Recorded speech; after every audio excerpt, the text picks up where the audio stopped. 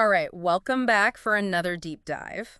Always ready to jump in. This time we're taking on some serious life advice from, well, none other than Arnold Schwarzenegger. Oh, this should be interesting. Right. I mean, this is the guy who went from a small town in Austria Yeah. to Mr. Universe, Hollywood blockbusters, even governing California. It's a pretty unique path, to say the least. Totally. And we're going to break down his motivational speech. You can actually find it on YouTube. Oh, cool. Yeah, on the Motivation Hub channel.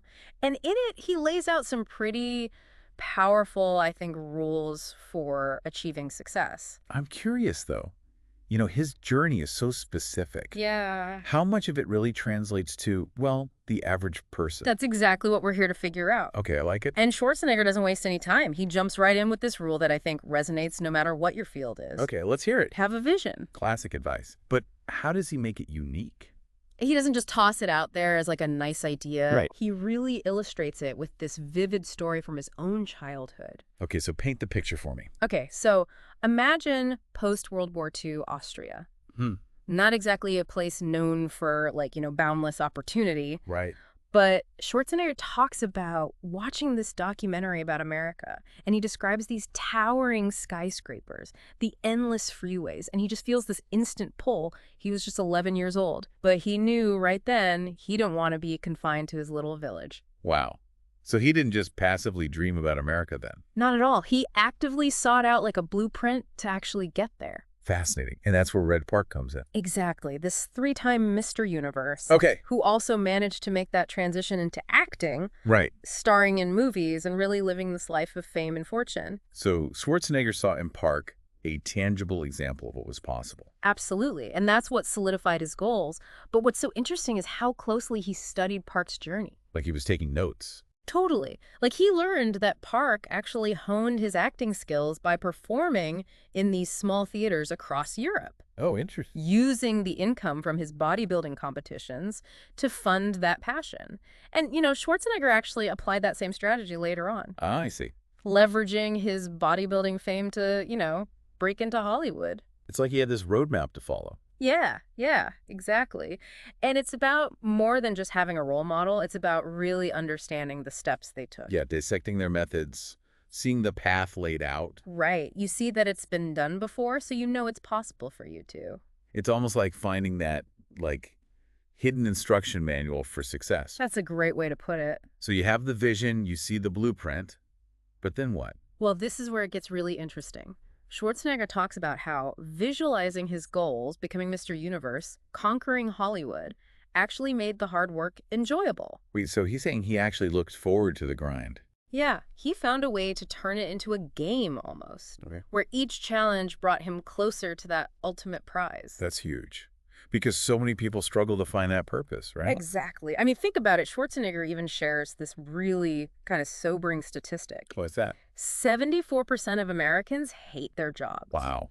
That's a lot of unhappy people. It is. And he connects it directly to this lack of vision. That makes sense. If you don't know what you're working towards, work becomes a chore. It's like going through the motions. Right. No sense of direction. Exactly. But when you have that burning desire, that clear vision pulling you forward, Yeah. even the toughest tasks become steps towards that ultimate goal. It becomes, like you said, a game, a challenge to overcome. Yeah, and that brings a sense of satisfaction that simply punching the clock just can't provide. Absolutely. But having a vision, it's just the starting point, isn't it? Well, I have a feeling there's more to this story. oh, there's definitely more to it. And I bet Schwarzenegger has some thoughts on what happens when that vision meets, well, the real world. Oh, he definitely does. And that's where his next rule comes in. But we'll have to dive into that in our next part. Okay, so you've got this burning vision. You're visualizing the success. You're ready to put in the work. Sounds like a recipe for, well, instant success. I would think so. But then reality sets in. What happens? You hit obstacles, setbacks, maybe even some pretty harsh criticism. Ah, the inevitable doubters. Exactly. And that's where Schwarzenegger's next rule comes in. Ignore the naysayers. Makes sense. It's almost like they come with the territory, right?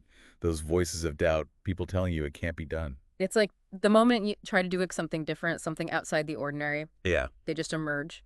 And Schwarzenegger faced them at every single turn. Even after achieving a level of success most people could only dream of. Seriously. Like, he talks about his early days in acting, specifically his first film, Hercules in New York. Oh, yeah, I've heard about that one.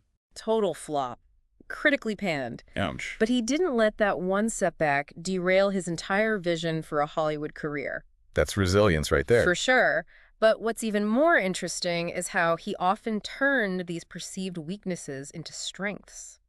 Okay, I'm intrigued. Give me an example. Well, take his physique, for instance. Early on, people in Hollywood told him he was too bulky. Too big to be an actor. Really? Oh, I know, right? They said his build would limit his roles. And then Conan the Barbarian happened. Exactly. And suddenly, that muscular physique was a box office asset.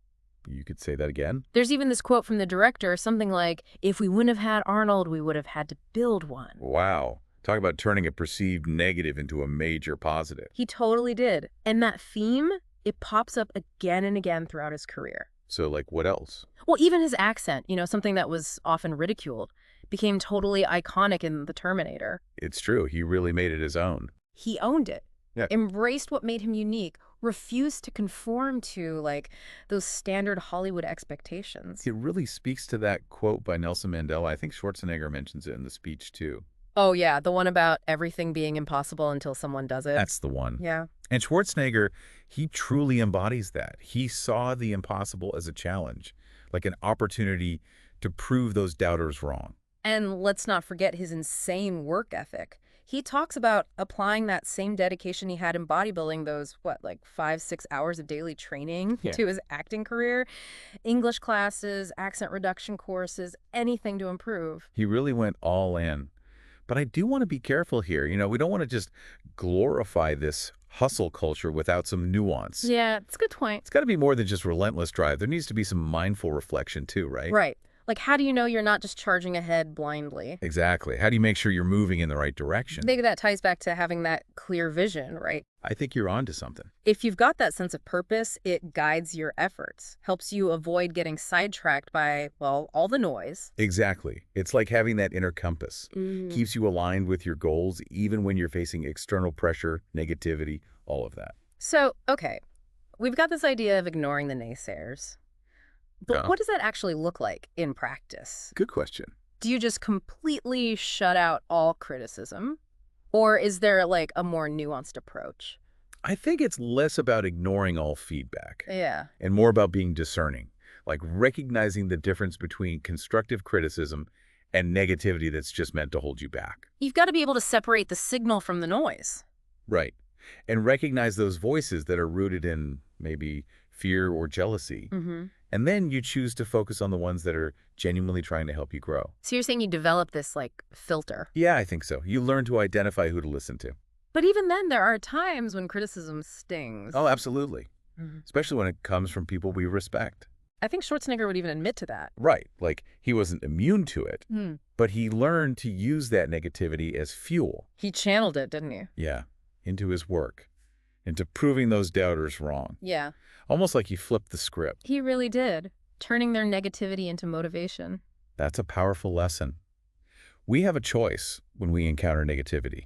We can let it drag us down, or we can use it as an opportunity to rise above. So we've explored ignoring the naysayers, turning weaknesses into strengths, using negativity as fuel. But I feel like there's still one more layer here. What's that? The role of action. We've talked about having a vision, ignoring those naysayers. Right. But it feels like we're missing a piece here. You can have, the greatest vision be totally immune to criticism. Right. But if you don't actually do anything about it, Yeah. nothing changes, right? You're absolutely right. It all comes down to action. Yeah. And Schwarzenegger really drives that point home. Yeah. He didn't just sit around dreaming about America. He learned the language, honed his skills, meticulously studied Reg Park. And then he used those bodybuilding competitions to actually get to the U.S. He turned those visions into concrete steps. Exactly. And once he got to Hollywood, he didn't wait for opportunity to come knocking. He went out and created it. It's a crucial point that I think gets lost in a lot of these motivational speeches. Success is not passive. It takes real work, dedication. Exactly.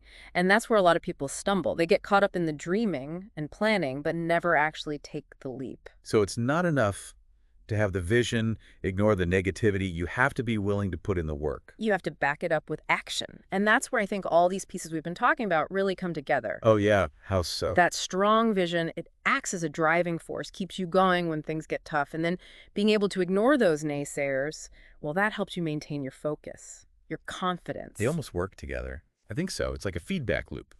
Vision fuels the action. Action reinforces the vision. And the more you achieve, Yeah, the more fuel you have to keep pushing forward. exactly. And at the end of the day, that's really what I want our listener to take away from this. Think about something you've always wanted to do, a dream you've been holding on to. Mm-hmm. Could Schwarzenegger's rules help you take that first step? Could they give you the framework for actually making that dream a reality? It's a powerful question to consider. And as we wrap up our deep dive into, well, Arnold Schwarzenegger's wisdom, Yeah. I think the key takeaway is this. Success isn't about luck. It's not about circumstances. It's about having that clear vision, the resilience to ignore the doubters, Right. and most importantly, the willingness to take action. So, go out there and make Amen. it happen.